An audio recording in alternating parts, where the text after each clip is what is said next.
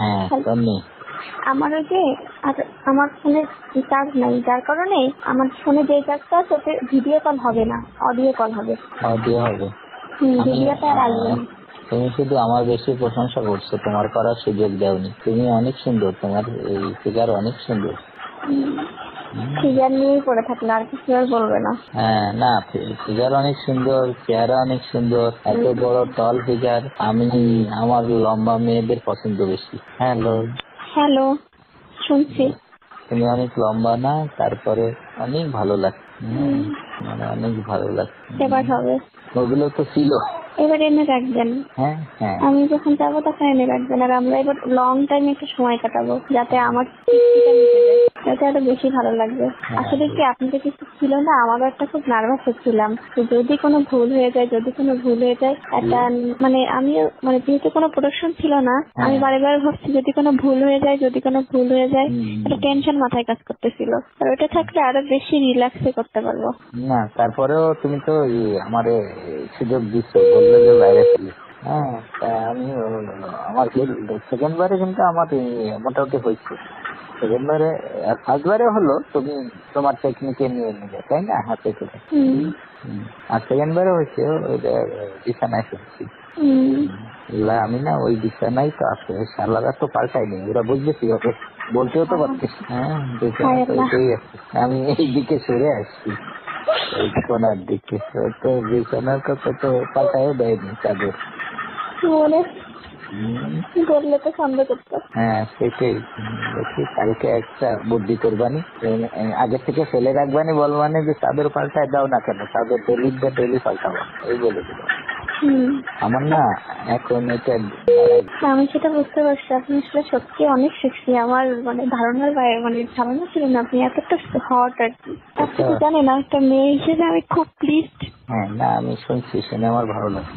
আমি খুব সন্তুষ্ট, আমার যতটা চাওয়া ছিল তার থেকে বেশি পাইছি। না ভালো, আমারও টেনশন কিছুটা কাজ করতেছিল যে আমার অনেক বয়স হচ্ছে, তুমি পারবে কিনা। আমার এই যন্ত্রটার সাইজও কিন্তু ভালো না ওইরকমই তো হয় ছেলেদের, আবার কেমন না বড় ছোট হয় না, ঠিকই তো লাগলো, আমার মতন তো ঠিকই আছে। হ্যাঁ, আমি ভাবছি এরপরে তোমার ঝাড়ে তোমার পা দিয়ে আমাকে ধরতে দেরি আর আমার কাছে যাইতে দেরি হয়নি, আমার এতটা কারেন্টের মতো আমি চলে গেছি আজকে। ও হ্যাঁ, এখানে ঢুকেই তো আমরা ওই যে আগের দিন আলাপ করে নিচ্ছিলাম না, এই জন্য ঠিক আছে। আমাদের বয়সের ব্যবধান আছে, কিন্তু জুটি ভালো। আমার তো মনে হলো না যে কোনো ব্যবধান আছে, হ্যাঁ কোনো ব্যবধান বলে মনে হলো না। আপনি যে সেক্সি, অনেক।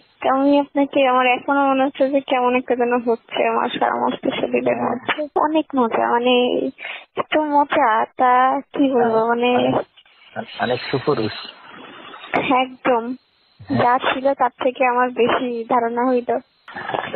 যখন তোমার ফ্রি দিন হবে না, ফ্রি হবে তখন তোমার ওটা আমি ভোরে দিয়ে দেবো। তারপরে দরকার নেই রিস্ক নেওয়ার।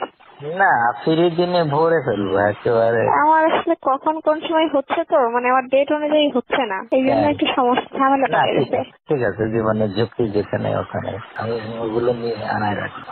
আর যেই কয়দিন অন্তত থাকছেন সেই কয়দিন আমি বেশি বেশি যাবো। আচ্ছা, আমাদের নাই হজ করে থাকলো না এটা, কিন্তু আমাদের কি একটা কথাবার্তা হবে না? হ্যাঁ হবে। কেমন আছি, কি করছি, খাইছি কিনা, এমন তো কথা বলতেই পারি, তাই না? আমাকে ভুলে যাবেন না তো? স্বার্থপরের মতো বলে আমার খুব ইচ্ছা তোমার গর্বে আমার একটা বাচ্চা, তাহলে আমি খুব খুশি হব। কারণ কি জানো? কেন? তোমার হাইট ভালো তো, যদি একটা ছেলে হয় সে প্রায় 6 ফিটের কাছে হবে, তারপরে ওরে ভালো পড়াশোনা করালে ভালো হবে না বলো? আর আমি তোমার পাশে লজিস্টিক সাপোর্ট থাকলে তোমার বাচ্চা তো ভালো বড় অনেক সুন্দর হবে, এটা দেখায় সব কিছুতেই তোমার ভালো হবে। আমারও তোমার যে অনেক ভালো হবে। তোমার নাও না একটা বাচ্চা।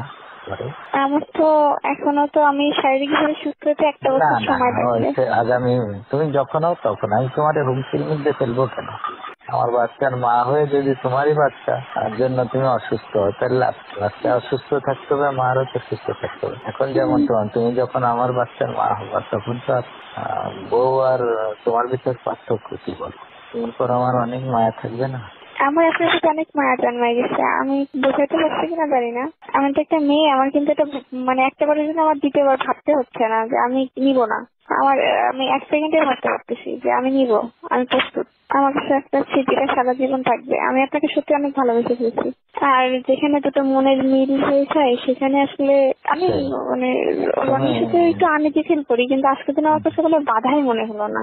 আমি এতটা এক্সাইটেডমেন্টে আমি এসেছি, এতটা আমিও দেখো ফ্রিলি মিশছি, এতটা ফ্রিলি আসলে আমি রনির সাথে কখনো মিশি না।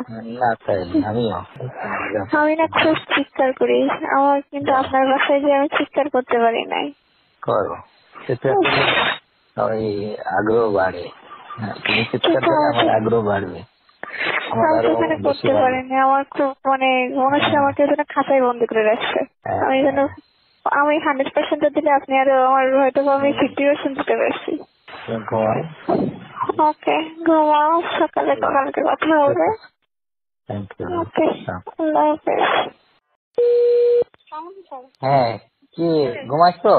না স্যার, ঘুমাইনি, আমি আপনার জন্যই ওয়েট করতেছি স্যার। আচ্ছা, তাহলে বলো, তারপরে বাসায় আসতে অবশ্য আমাদের বাইরে ছিলাম। স্যার খেয়েছেন স্যার? স্যার কথা তো বলবো স্যার, ভয় লাগতেছে কথা বলতে। বলো, অসুবিধা নেই। স্যার ওই যে আমাদের আমি স্যার এটা টোটালি হ্যান্ডেলিং আমি করি না, প্রথম থেকে আমি করি না, আমি যা করাই উপর উপর করাই। এখন ওই যে আমাদের আপনি চিনবেন, আমাদের যশোরে ছিলেন না স্যার, 26 ছিল, এখন কুষ্টিয়া ডিবিতে আসছে স্যার। এখন ও তো আমাদের যশোরের ডিবিতে আসতে যাচ্ছে, এখন বিভিন্ন জায়গায় ও তদবির করার চেষ্টা করতেছে, এবং ও আমাদের এসপি স্যারের সাথেও যোগাযোগ করছে। তা এসপি স্যার ওকে একটা অ্যামাউন্টের কথা বলেছে যে এই অ্যামাউন্ট দিলে ও আসতে পারবে। কত এসপি কত চাইছে? এসপি নাকি বলছে 30-এর কথা। হ্যাঁ, এসপি রে 30 দিতে হবে। হ্যাঁ, এসপি রে 30 দিতে হবে। তা ও বলেছে কি যে স্যার আমার যদি 30 থাকতো তাহলে তো আমি এখন মানে সিঙ্গাপুর থাকতাম, এই কথা বলছে সাব্বির। সাব্বির অনেক কান্নাকাটি করে বলছে যে আমার স্যার একটু যদি 15 মধ্যে করে দিতে পারতেন, এই কথা নাকি আমাদের এসপি স্যারকে বলেছে, আনিস স্যারকে। স্যার ও এটা সাব্বির ভালো হবে না, সাব্বির আমি চিনি, ও আমার কাছে ছিল খুব। না, সাব্বির এটা কিন্তু উনাই ডাইরেক্টলি কিন্তু এসপি স্যারের সাথে কথা বলেনি, এটা একজনের মাধ্যম দিয়ে বলানো হয়েছে। সে আবার আমার চাচা হয়, বুঝছেন, তার সাথে আবার আমাদের আনিস স্যারের সম্পর্ক ভালো। তা সে বলছে কি যে ভাই আপনি তাহলে একটু যদি আনিস স্যারের সাথে কথা বলে দেখেন যে আমার যদি আনতে পারে তাহলে কেমন কি হয়। তা তখন সে বলছে ঠিক আছে, সাব্বির ও ডাইরেক্টলি এখনো কথা বলেনি। ডাইরেক্টলি অসুবিধা, আর ও আনিসকেও পারবে না, ও আনিস থাকতে আসতে চায় না, আর আনিসকে পারবে না। আনিসকে 30 লাখ টাকা দিলে ও কোথা থেকে কি করবে? আরো তো জায়গা আছে, তাই না? এটা তো আশ্বস্ত করছে আনিস স্যার তাকে। আনিস বলছে যে এত দিলেই আসতে পারবে। এত দিলেই আসবে কি হবে? ডিআইজি পোস্টিং না দিলে তো আসতে পারবে না। হ্যাঁ, এখন তারপরে আমি তো চাচারে বলছি যে আমি মনির স্যারের কথা তো স্যার আপনাকে বলছি যে ওনারটাই রাখবো, আপনাকে আমি কোথাও আমি ছোট হইতে দেব না। একই কথা, এসপি যদি 30 নেয় ডিআইজি নেবে কত? না, এটা তো তার বক্তব্য। এখন ও তো 30-এ রাজি হচ্ছে না, ও বলছে যে আমি যদি ও ইনফ্যাক্ট ওরে না দেয়া ভালো ওরে, কারণ ও মানুষের পর্যায়ে পড়ে না, ও খুব দুষ্টু লোক। ও ওই জায়গায় বসে ভালো কামাই করতেছে, ভাগ দেওয়া লাগতেছে না, ও দিয়ে ওর ভালো। এখানে এসে ও এসপিরেও জানাবে না কিছু, পয়সা দিয়ে গেলে ডিআইজিরও জানাবে না, অতএব ও দুষ্টুমি করবে। ও জায়গা যাওয়ার লোক আছে। আচ্ছা, হ্যাঁ, ও তো আসতে চাচ্ছে স্যার। ও হলো মুক্তিযোদ্ধার সন্তান প্লাস আওয়ামী লীগের লোক। আর সাব্বির তো তোফায়েল ভাই আসুক, তোফায়েল দাও, তোফায়েল ভালো ছেলে, প্লাস সাপোর্ট দেওয়া। তোফায়েল আমার সাথে আছে, ওই এসপিরে বলে ওদের করা যাবে। তারপরে কোথায় কারো কি শালা এনে কেন করবে? তুমি ভালো থাকো, তোমার সাথে কথা বলি।